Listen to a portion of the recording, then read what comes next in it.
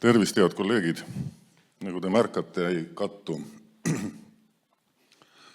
teie ees seinal olev pealkiri mitte just üksüheselt välja kuulutatuga, aga see on minu puhul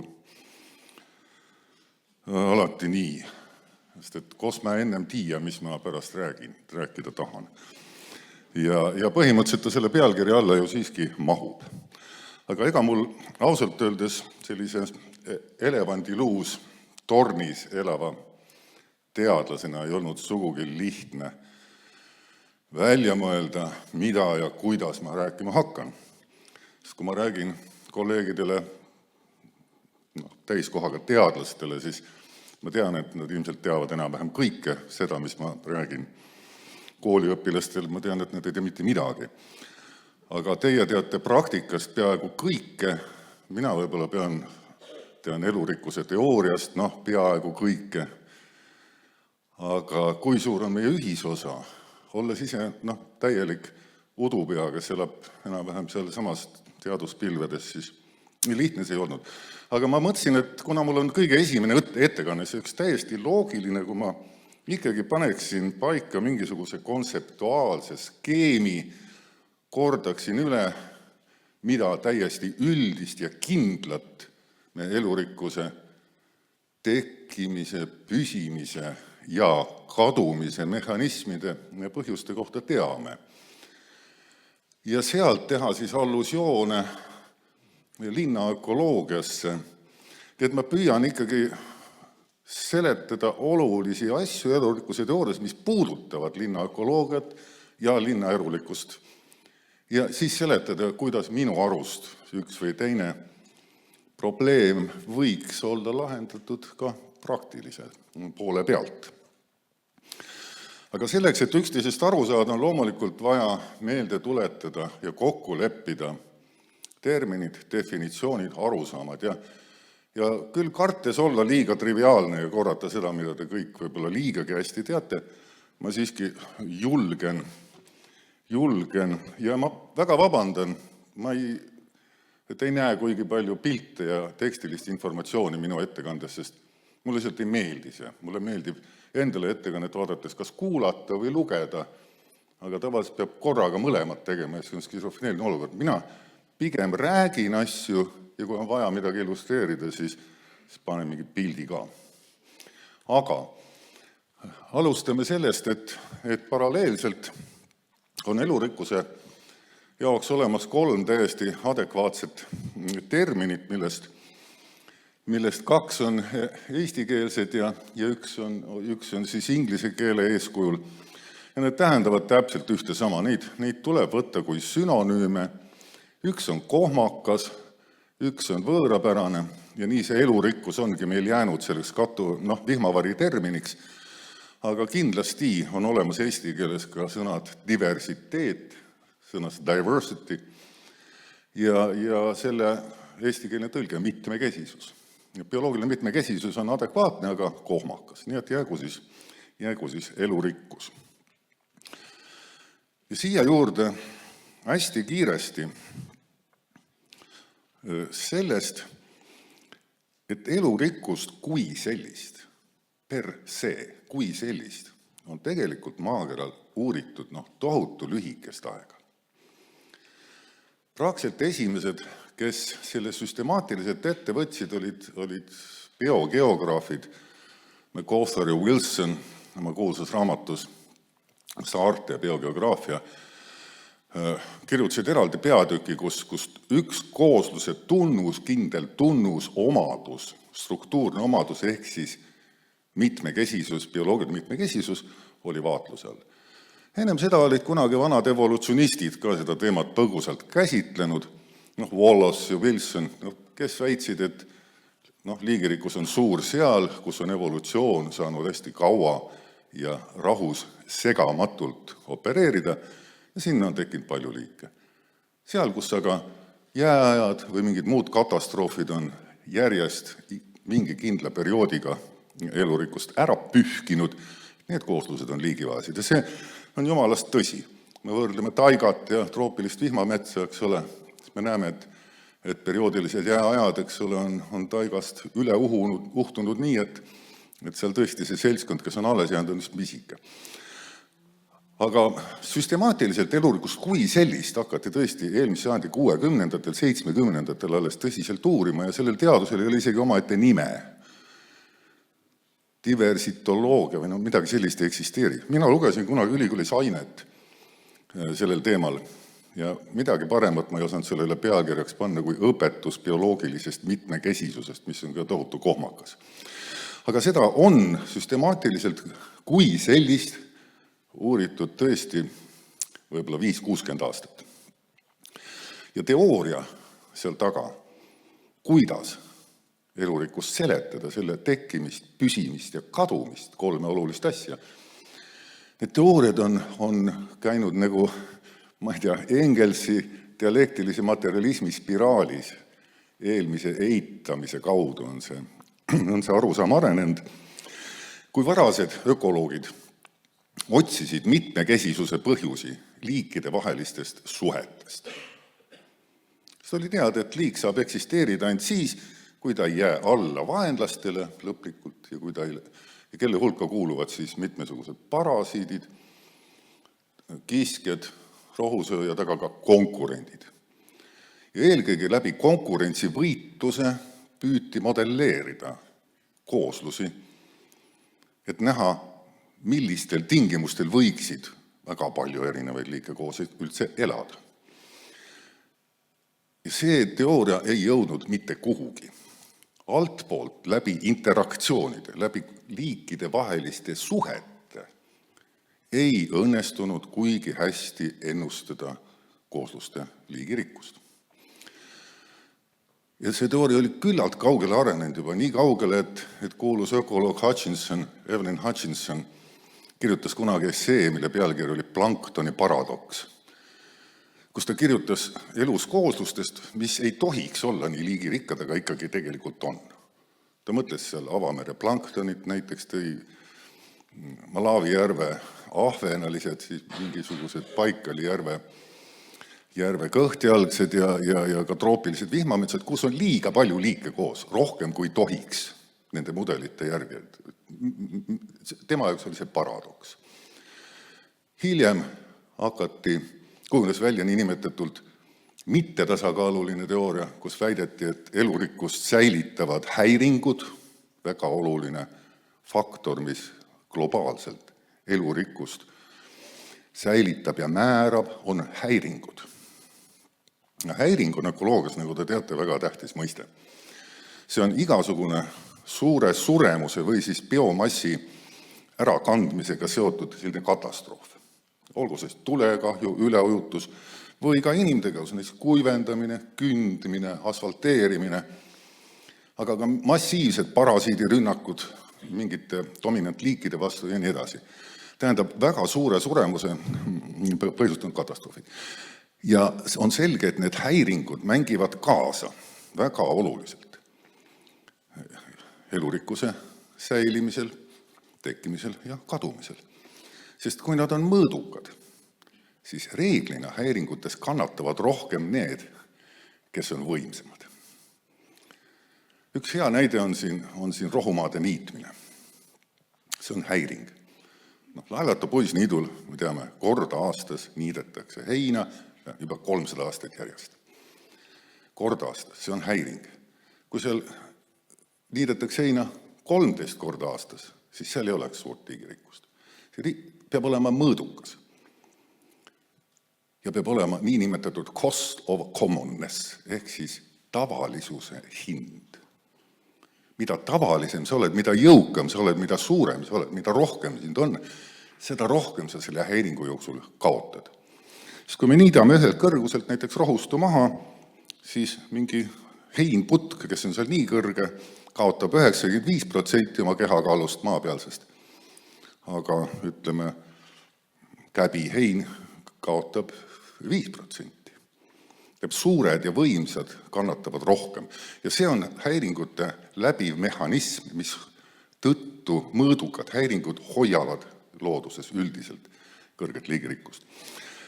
Ja spiraalina pöördus tegelikult see teooria nüüd eelmise sajandi lõpul ka mitte ilma meie botaanikaosakonna abita, pöördus selliseks, et kilbile tõsteti uuesti suured, pikaajalised, suuremõõtmelised, evolutsioonilised ja migratsiooniprotsessid.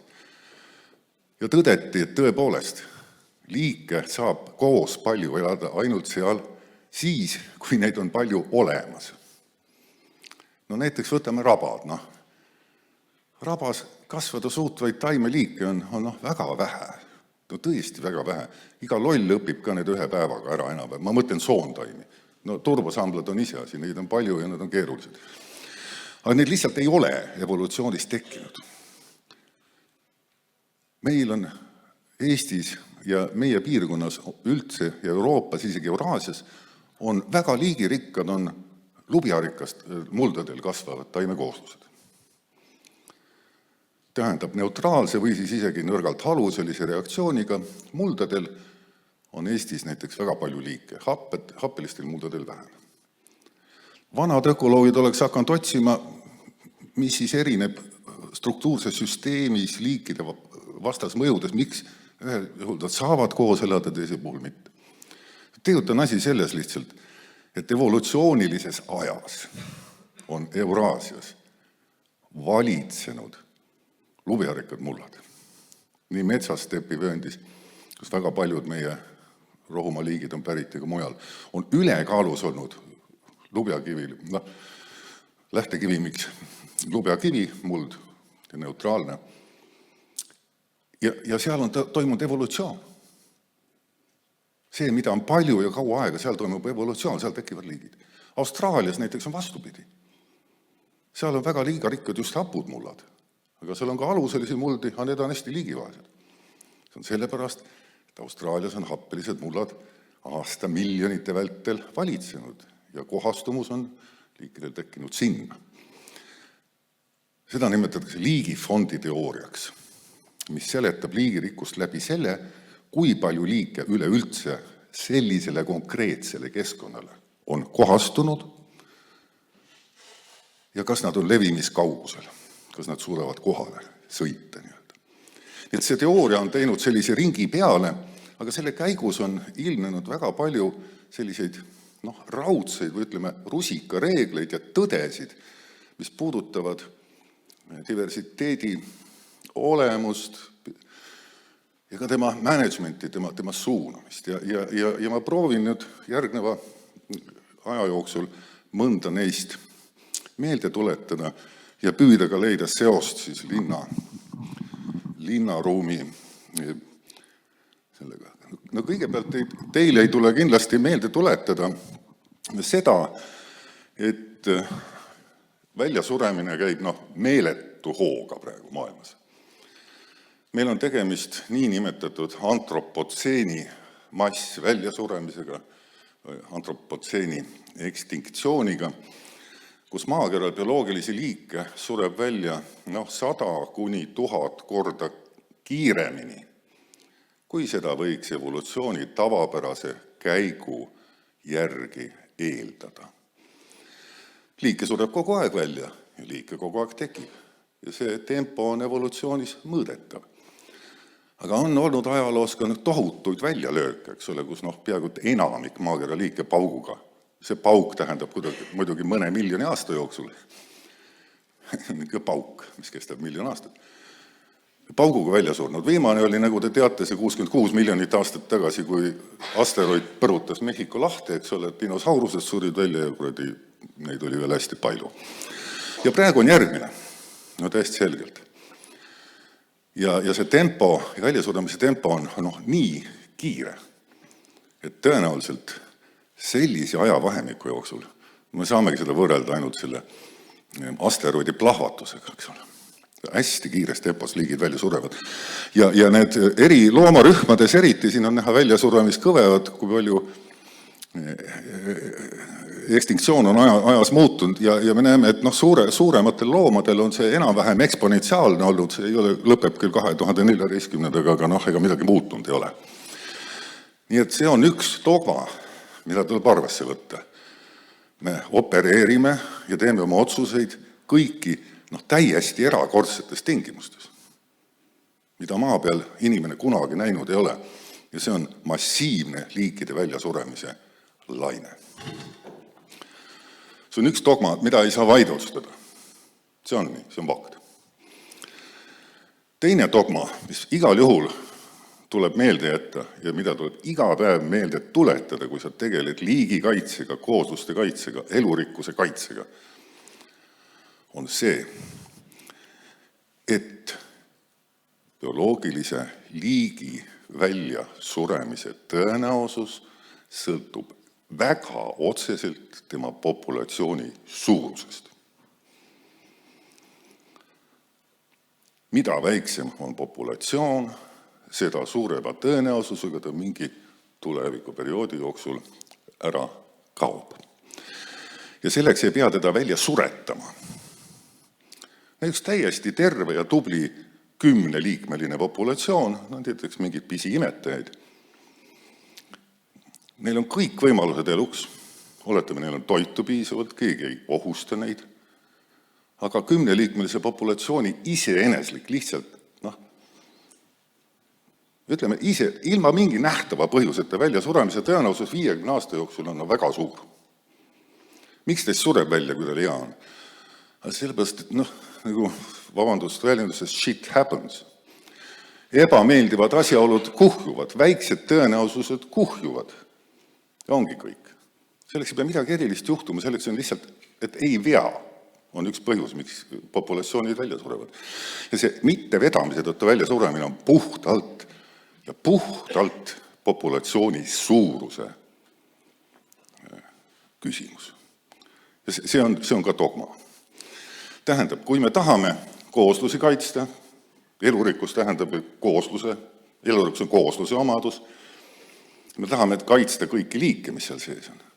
Sest me ei saa neid kaitsta, kui selle koosluse sees need populatsioonid on liiga väikesed. Me võime kas või pea peal seista, aga see 10-liikmeline populatsioon sureb ikka üks hetk välja. Tahame me või ei taha. Ja see on lihtsalt tõenäosus teoreetiline fakt. Ehkki tõenäosus on midagi, millest mina näiteks pole elus aru saanud. Teie võib-olla saate intuitiivselt paremini aru. Väike tõenäosus on midagi, mida ei pea kartma, aga midagi, mida võiks karta. Väga raske, sest et ega väike tõenäosus ei pruugi realiseerida, suur ka ei pruugi realiseeruda. Tõenäosus on meile tundmata seaduspärade poolt juhitud protsess üldiselt. Miks pärast aga populatsioonid ohtu satuvad? Enamasti on selle taga midagi, mida nimetatakse pudeli kaela efektiks. Ja see tähendab seda, et mingi katastroof, mis võib nii, nüüd siit peaks tulema tuld, aga ei tule küll. Aga kui keegi, ma olen idioot, ma ei saa aru, kuidas ma pean.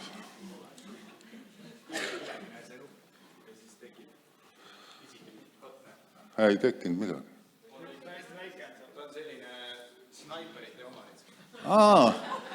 Vabandust, jah, mul on uusi prille vaja. Hea küll, kui ma ise seda ei näe, siis pole mõtet seda kasutada. Aga siin on ajatelg ja Y-telg, nagu näitan populatsiooni suurus. Ma ei ole tõlkinud, see on liiga suur töö minu jaoks, ma ei saa hakkama selle. Ja me näeme, et populatsioon on mingil normaalsel suurusel, aga on mingisugune häiring, mis oluliselt populatsiooni vähendab. Ja pärast seda toimub mingi langus ja siis on bifurkatsioon. Pudelikaelaks nimetatakse seda, eks ole, et need, kes ellu jäävad, on täiesti juhuslik valim tihti sellest populatsioonist ja paratamatult, kui neid on vähe, siis on ka geneetiline mitmekesisus madal, eks ole. Geneetiline mitmekesisus on algselt juba madal, see tähendab suurt homosegootsust. Suur homosegootssus üldiselt tähendab kehva tervist ja nii edasi, inbreedingu efektid tekivad. Ja see populatsioon võib taastuda, aga võib ka välja surra. Ja selle bifurkatsiooni punkt, kus see ajahetk, kus see graafik läheb 2, see katkendjoonega ekstinktsiooni või väljasuremise graafik või siis taastumise graafik, see bifurkatsioonipunkt on see, kus väga suur osa meie looduslikke liike praegu asub. Sest kui me võtame näiteks Eesti rohumaa kooslused,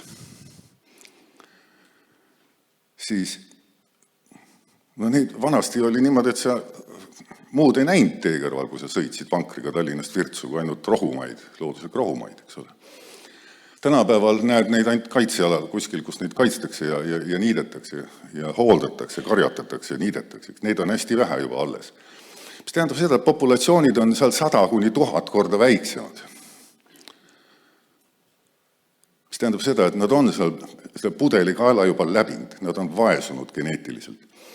Ja ükski neist Eestis elavatest populatsioonidest, kes meile huvi pakuvad, väärjatud toakärbeste ja nende koduiirte ja muude mitte ohus olevad liikide, kipuvad olema enam-vähem seal bifurkatsioonipunkti juures.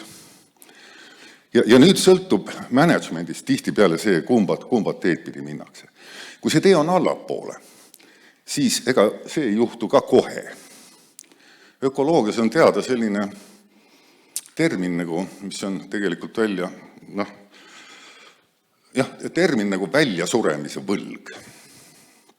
Tähendab seda, et liik on täitsa olemas, me kohtame teda looduses, kui me teame, kus ta kasvab, aga ta on sama hästi kui välja surnud. Tal puudub tulevik. Ilmselt on see nii näiteks väga paljude lubjarikaste rohumaade liikidega Eestis, kus pisikesed loopealsed lapikesed, mis Lääne-Eestile saartel veel alles oli, kandsid enamikku neist liikidest, mida me teame loopealsetel kasvavat. Aga suure tõenäosusega ei tähenda see, et nad oleks elus nii-öelda.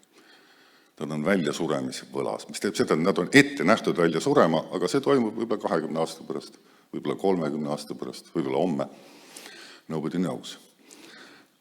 Aga see väljasuremisvõlg on midagi, millega peab arvestama. Me ei saa olla rahul sellega, kui me näeme seda liiki looduses, näed, ta on Eestis alles. Tutkid ta alles on. Ega alles olemine ei tähenda 10 aastat eksisteerimist. Kui tal ei ole tulevikku, siis ta on sama hästi kui läinud.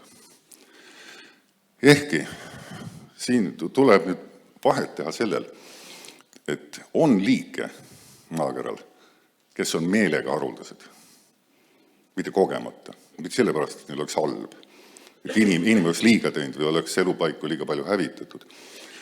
Aga on olemas liigid, kes on adaptiivselt haruldased, ehk kohastumuslikult haruldased. Nende üks kohastumusi on olla haruldane. Ja need on need liigid, kes teenivad elatist kaasliikide petmisega, petturlusega. Kes tõmbavad haneks kedagi, kes on neile kasulik. Ja valdav osa neist on orhideed. Kõik orhideed petavad kedagi. Mõned petavad korraga paljusid, mõned ainult mõnda ühte või 2 liiki. Aga kõik orhideed petavad oma seent, juureseent, kelleta nad elada ei suuda. Selle asemel nad teesklevad koostööd ja tegelikult ekspluateerivad neid. Nad neile mitte midagi, ainult võtavad. Teiseks petavad nad putukaid. Nad lõhnavad toredasti, aga nektarit ei anna. See on sigadus, mis ei saa pikka aega püsida evolutsioonis. Putukad õpivad ära, see sigatseb. Aga kui sa oled haruldane, 5 aastaks kaovad ära ja kõik unustavad ära. Tuled uuesti, teed täpselt sama pettuse. Või oled kärbesõis, kes meenutab emase kärbse lõhna ja kujuga, eks ole, isaseid tolmeldama, aga tutkid kärbest põle. Aga ei saa see pettus, kui sa teed ühte pettust liiga palju, liiga laial alal, õpivad ära. Ja selleks ei ole orhideed maakeral mitte kuskil arvukad. Igal pool on nad haruldased. Nüüd veel kontseptuaalseid olulisi asju, mida peab ka linnaökoloog meeles pidama, on see, et diversiteedil on seespoolt ei olegi lihtne asi, tal on olemas komponendid ja tasemed. Ja komponentideks on liigirikkus ja ühtlus, inglise keeles evenness. Siin on 2 mängukooslust, kes mõlemad on kaheliigilised, vasakpoolses on liigid A ja B, parempoolses ka A ja B. Mõlemas koosluses on 18 isendit. Aga me näeme, et vasakul on 2 B-tähte, paremal pool on 9 B-tähte. Ja intuitiivselt mõlema liigirikkus on 2. Pealiskaudsel vaatamisel võiks arvata, et nende mitmekesisus on sama. Ja nüüd mõtleme ennast kohe linnaruumi sellega, mõtleme ennast parki näiteks. Pargis on inimese pandud puud, sellised nagu inimene tahab, eks ole, selles mahus, koosseisus ja vanuses.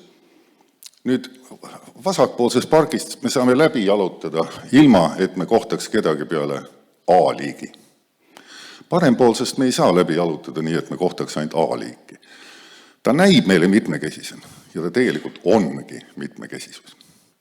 Ühtlus näitab, kui ühtluselt on ressursid liikide vahel jagunenud. Vasakpoolsel pildil on ühtlus väga madal. Ühtlus on madal. Kogu võim on koondunud A-liigi kätte ja B on seal kuskil väiksem veli, keda kohtab harva. Paremal pool on aga ressursid 2 liigi puhul täiesti võrdselt jagunenud. Ühtlus on maksimaalne võimalik. Seda tuleb silmas pidada. Sest kui meil on pargis, linnapargis, mis on olulised oaasid, eks ole, linna ökoloogilises mõttes, kui seal on 290 pärna ja 2 tamme, või kui on pärnad ja tammed pooleks, nii et need on 2 täiesti eri maailma. Üks on juba teataval määral mitmekesise puuvõraga, aga 220 pärna ja 1 tamm ei ole mitmekesise võraga ja nii edasi. Tähendab, alati igasuguse liigirikkuse mõõtmisel ei aita, tihtipeale ei aita tabelist liikidega. Et seal on nii palju liike, seal on nii palju liike. Eriti just diversiteedi kujundamisel, suunamisel tuleb seda arvesse võtta. Et kui me tahame sama rahaga saada mitmekesisema koosluse, siis me struktuurseid liike, antud juhul on puud struktuursed liigid, nad loovad keskkonda teistele, eks ole. Struktuurseid liike me peaksime sinna panema nii ühtlaselt kui võimalik, et saada maksimaalne, juba algselt maksimaalne diversiteet, maksimaalne elurikkus ühtlase komponendi mõttes kätte, eks ole. Mis siis, et liike rohkem ei ole, aga vähemalt ühtlus on suur. Aga see unustatakse tihtipeale ära ja kõige lihtsam on liigid üle lugeda, aga see võib anda väga väära pildi, eks ole. Mingi üksik eksikülalisest, ma ei tea, kull kuskil puu otsas, ei lisa linnaruumi tegelikult mitte midagi, eks ole. Kui teed on ainult üks ja ta võib-olla seal isegi pesitse. See on üks teema, mida ma rõhutan, et diversiteedi kontseptuaalses skeemis alati tuleks arvestada. 3. on seotud nüüd puhtalt juba üksteisest arusaamisega. Ja tähtis on eristada mitmekesisuse puhul, taksonoomilise mitmekesisuse puhul ka diversiteedi tasemeid. Robert Whittaker, Ameerika ökoloog, need tähistused kunagi välja pakkus ja nad on aidanud ökolooge päris hästi, et üksteisest aru saada. Ja Whittaker soovitas alfa, beta ja gamma diversiteeti kui termineid. Ja alfa oli siis koosluse liigirikkus, eeldatavalt homogeenses keskkonnas leviv koosluse, olgu see siis üks tiik või üks pargilatakas, kui me mõtleme, või üks koduaed, kui me mõtleme linnaökoloogiale. Kui me vaatame, et seal keskkond ei muutu, aga seal on mitmeid liike, on omavahel selle keskkond ära aeganud, siis nende liikide arv, nende diversiteet on alfa diversiteet. Beta diversiteeti saab rakendada siis, kui juba erinevaid koosluse laike on mitmeid. Me näeme, et siin on, kasvab nõmmemets, siin palumets, siin on tükikene laanemetsa, et siin on linnas õunapoed, siin on pooppuudega parginurgakene, eks ole, seal on üks tammede allee ja nii edasi. Ka eri koosluslaigud. Ja beta näitab, kui erinevad on need liigikomplektid, mis selle maastiku moodustavad. Kui keskkond muutub, eks ole, kui võrra muutub liikide nimekiri, liigi vahelduvus. Keskkond on ikka muutlik, aga kui suuri muutusi liigilises koosseisus, see keskkonnamuutused esile toovad, see on beetadiversiteet. Ja gamma on siis nii-öelda maastiku mitmekesisus. Kogu selle süsteemi liikide arv näiteks, ja gammat ja alfat, keskmine ühe koosluse liikide arv on teada, maastikuma ka, siis me beetat saame avaldada läbi gamma ja alfa. Ja need komponendid aitavad elurikkuse teemadel vesteldes, kirjutades, teadust tehes, analüüsides üksteist mõista. Millest me räägime? Kas me räägime koosluse liigirikkusest ehk alfa mitmekesisusest või räägime näiteks ühe looduskaitseala või ühe linna elurikkusest. Linna elurikkus on gamma elurikkus. Aga see, ütleme, Tähtvere park Tartus, seal olev liikide arv on alfa. Ja üle erinevate parkide Tartus me saame kõik pargiliigid teada ja siis me saame ka vaadata, kui suur on beeta, kui võrra liigid vahelduvad eri nende koosluse laikude vahel.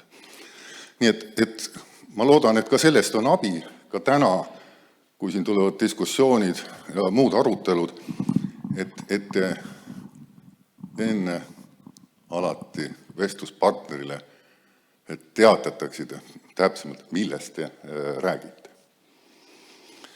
Nüüd linna ökoloogiasse minnes esimene asi, ärge seda pilti veel vaadake, kui üldse vaatate, aga üks olulisi teemasid, mis on ökoloogia mitmekesisuse teoorias täiesti selgelt teada, on niinimetatud keskkonna heterogeensuse ja diversiteedi sõltuvus. Siin on paar näidet laiast ilmast selle kohta, kus kõikidel juhtudel on mingisugune keskkonna heterogeensuse või keskkonna varieeruvuse mõõt on X-teljel. Olgu see siis mingi keskkonna heterogeensuse indeks, olgu see all vasakul taimkatte kõrguse muutlikkus, index vegetation või vegetation height diversity, taimestiku kõrguse muutus, kui palju erinevaid kõrgusega taimi kasvab, või siis lihtsalt mingi struktuurne, ruumiline mitmekesisus, keerukus koosluses. Ja me näeme, et eri organismirühmadel üleval on taimeliigid, aga igal juhul on Y-teljel alati mingi elurikkuse mõõt. Ja me näeme, et kõikidel juhtudel on seos positiivne. Mida keerulisem struktuurilt, ruumiliselt struktuurilt, on struktuursete liikide kooslus. Struktuursed liigid maismaal on reeglina taimed, moodustavad elukeskkonna, teistele liikidele ja on ka toiduahela baasiks. No meres mitte, meres on seal korallriffidel on korallid näiteks struktuurseteks riikideks. Ookeanist ei ole praegu mõtet rääkida. Aga me näeme, et on selgelt positiivsed tendentsid, et mida keerulisem struktuurselt ja heterogeensuse poolselt on keskkond, seda rohkem see liike saab elada. Ja see on üks asi, mis on nüüd linna ökoloogias väga tähtis teadmine. Väga tähtis teadmine. Meie maastikud, põllumajanduse metsandusmaastikud, lindade ümber ja vahel pidevalt vaesuvad selles mõttes, et nad muutuvad struktuurselt lihtsamaks. Metsaistanduses, tänapäevases metsaistanduses, puupõllul, on praktiliselt ühevanused puud ja teisi rindeid praktiliselt ei ole. Üks rinne, täpselt sama nagu nisupõld, erilist vahet ei ole. Mingi struktuurset mitmekesisust ei ole. Ei ole puude kõrguse erinevusi, ei ole puu liigilisi erinevusi, nisupõld, puupõld, aiand, kõik need on tohutu lihtsa struktuuriga kooslused. Ja nüüd linnas, mida inimene oma näo järgi ja käe järgi kujundab, ei ole sellist takistust. Metsa puidu tootmine ja vilja tootmine on praktiliselt võimatu efektiivselt, kui sa ei kasuta neid monokultuurseid istandusi.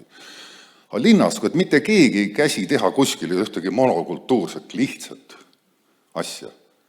Vaatame, sellel ikkagi tehakse. Ma ökoloogina sõidan Tartus ringi, kas või Emajõe tänava äärne, võeti sealt maha vanad vahtrad, pandi mingid uued vahtrad asemele, väga tore. Aga miks kõik on vahtrad? Miks juba ette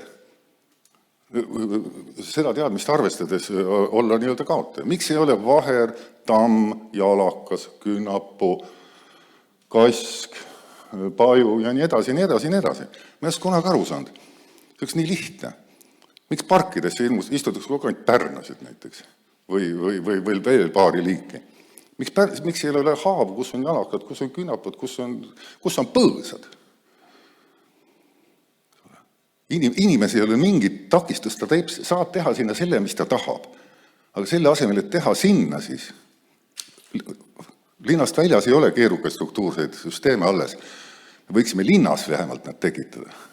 Ei, sinna teeme täpselt samasuguse ühevanuste puude metsa, eks ole, ilma alustaimestikuta, ilma kõrgema alustaimestikuta, mis on ka struktuurne juba, ilma põõsarindeta, ilma alumise puurindeta ja nii edasi. Miks? See on üks küsimus, millel mina vastust ei tea. Aga seda ökoloogia tõde teades me teaksime, et kas või taimkatte struktuurne keerukus nii liigilise koosseisu mõttes kui ruumilise struktuuri mõttes on kriitilise tähtsusega linna elurikkuse jaoks. Ja lõpetuseks on väga oluline teadmine ökoloogias on see, et esineb nii nimetatud poolsaare ja lahe efekt. Lahe ses mõttes, et nagu mitte cool, aga bay, inglise keeles bay, laht ja poolsaar. See ütleb seda, et poolsaare tipu suunas liikudes ja lahe sopi suunas liikudes elurikkus alati väheneb. Üks asi, mida tudengid kunagi ära ei õpi, miks see nii on. Ma seletan seda alati 5 korda neile. Asi ei ole selles, et poolsaare otsas oleks halvem elada või et lahe sopis oleks halvem elada. Asi on selles, et poolsaare otsa, kujutame ette, või lahe soppi näiteks. Sinna saavad riigid migreeruda sisserännata ainult ühest suunast. Aga kaduda saavad nad igas suunas. Aga kui nad on kadunud, siis nende taasteke saab tulla ainult ühest suunast. Ja linnad, aga kui sa oled keset maad kuskil, sul ei ole sellist poolsaart, siis immigratsioon saab toimuda kõikidest suundadest. Ongi nii lihtne, lihtsalt tõenäosuslik on see. Pole mingisugust ökoloogiat taga. Ja nüüd linnad on selles mõttes samas asendis, et ära kaduda võivad sealt liigid väga lihtsalt, eks ole. Aga reeglina sinna tulla saavad nad kas ühte või kahte, mõnikord ka 0 teed pidi. Aga sinna jõudmine uuesti on raske. See metapopulatsiooni dünaamika, et osa kogu aeg sureb, aga pidevalt toimub ka sisseränne ja väljaränne, see dünaamika kaob ära. Põhimõtteliselt on ka linn, kui ta ei ole just saar, siis on ta mingis mõttes poolsaar.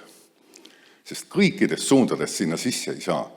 Ja migratsioon sinna on tohutu palju raskem enamasti kui mingisse suvalisse kohta keset loodust. Nii et ka sellega peab inimene arustama. Aga inimene oskab ju liike liigutada ka. Linna tuua. Eks taimeliikide linna toomine väga lihtne. Aga siin on üks näide lahe efektist, see on Läänemeri. Ja X-teelil on kaugus Taani väinadest ja kalaliikide arv, keda me Läänemeres leiame kuni Botnia lahe lõputipuni, 2000 kilti. Ja näete, et kalaliikide arv Läänemeres jälgib täpselt seda lahe efekti, eks ole, mida kaugemale lahe soppi, vaatame ookeani lahena Läänemeres, mida kaugemale lahe soppi me liigume, seda vähem liike on. Siin muidugi see pole päris aus graafik, sest et siin on vee soolsusel ka lisaefekt. Aga see ei olnudki viimane, ma olen just üle. Keegi ei ütle mulle aega, vaata, vanasti hakati tõusti püsti ja on võimalik lõpetada. Ja üks asi veel, viimane asi. Siin üleval vasakul on üks klassikaline graafik, mis näitab, et taimekooslused on kõige liigirikkamad siis, kui on keskmiselt väiksem mullaviljakus. Mullaviljakuse telg on siin X-telg ja liikide arv on Y-teljel. Me näeme, seda nimetatakse küürselg kõveraks, mis näitab, et maksimaalse liigirikkuse leiame me keskmisest madalama produktiivsuse puhul. Ega see on üks asi, mida linnaökoloogidele meelde tuletada. Kui te rajate uusi parke, uusi kooslusi, uusi nii-öelda looduspeenraid linnadesse, ärge tehke neid viljakaks. Mina tõin maale oma õue, viisin viljaka mulla ära Võru vallas ja tõin asemele kruusa, sõelutud kruusa. Umbes pool meetrit sõelutud kruusa, alla panin liiva. 10 aasta, mitte ühtegi taime ei olnud selleks, haljas kruus. 10 aasta pärast on seal ilus, madal, küllalt liigirikas rohustu, mida peab niitma kord aastas. Nii kõrged taimed. Väga ilus. Tehke mõni linna ka. Väga hea tuleb välja. Aitäh!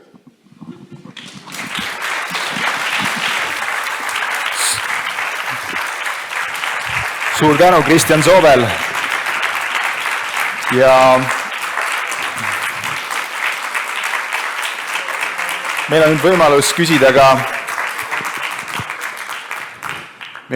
küsida võib-olla mõni näpunäide või veel hea soovitus. Kristjan, ma palun veel ära lahku lavalt.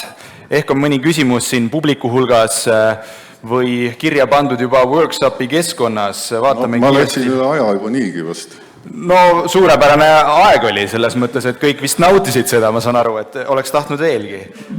Siit tuleb üks küsimus ja me anname siit ka mikrofoni, siis kuulevad inimese meid ka. Ma tegelikult juba selle küsimuse küsisin selle hetkel, kui ma tegin kraapsu, ütlesin aitäh, aga ma küsin ka selle kõva häälega, et mina proovisin samamoodi teha, et Nõmmel ei peaks mitte kunagi üldse niitma ja jätsin liiva peale mis tahes mulle panemata, siis see päädis sellega, et mul olid 1,5–2 meetri kõrgused ohakad. Ja minu laste ema, minu armas Marilyn sai väga kurjaks, ütles, et niimoodi lapsed küll mängida ei saa, et see ei ole see mingi looduslik mitmekesisus, kui me oleme siin ohakate vahel ja need torgivad neid. Et mis mina valesti tegin, et oleks pidanud liiva selle kruusa tooma? Kindlasti on kruus parem, see tuleb liigirikkam ka, sest liiva tuleb appeline muld, seal on vähe liike, aga lubjakivile tuleb palju. Aga mida te ilmselt valesti tegite, oli see, et ma ei tea, kui sügavalt teil kaevasite seda liiva välja. Ja mis all on? Vaata, kui all on vett... lõputu liiv, nii et ma arvan, et see on üks 20 meetrit järjest ainult liiva. Aga ma ütlen teile, et alguses muidugi, kui ta tekib, siis neid ruderaale tuleb sealt ära niita, aga juurtega välja tõmmata, aga see mure kaob varsti ära.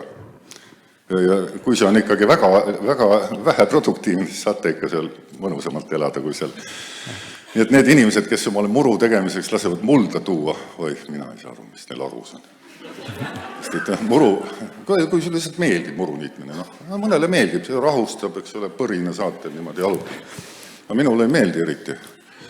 Naisele ka ei meeldi, siis ma ütlesin, parem on hästi liigiva, või hästi vähe. Ärge tooge mulda, kui te teete muru. Tooge kruusa. Väga hea vastus ja veel üks küsimus, tundub, et on kirja pandud, siiski veel ei lubata lavalt ära.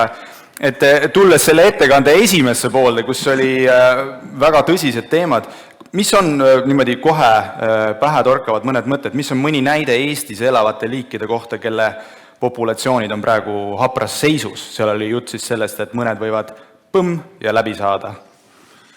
Jah, ma ei ole praktik. Elevandilu tornist ma tihtipeale ei märka niisuguse asju, aga loomariigist meil on mõned teada. Ma arvan, metsis on Eestis kindlasti väljasuremisvõlas, kui rääkida suurematest ja ilusamatest ja tuttavamatest. Aga ma arvan, et näiteks loopearikka niidu liikidest, ma arvan, et umbes 1/3. Aga ma ei suuda neid siin muidugi üles nimetada. Aga ütleme, loopearikka niidu rohundid, palju liike ja näiteks metsis. Suur tänu, teeme veel ühe suure aplausi Kristjan Soobelile. Aitäh!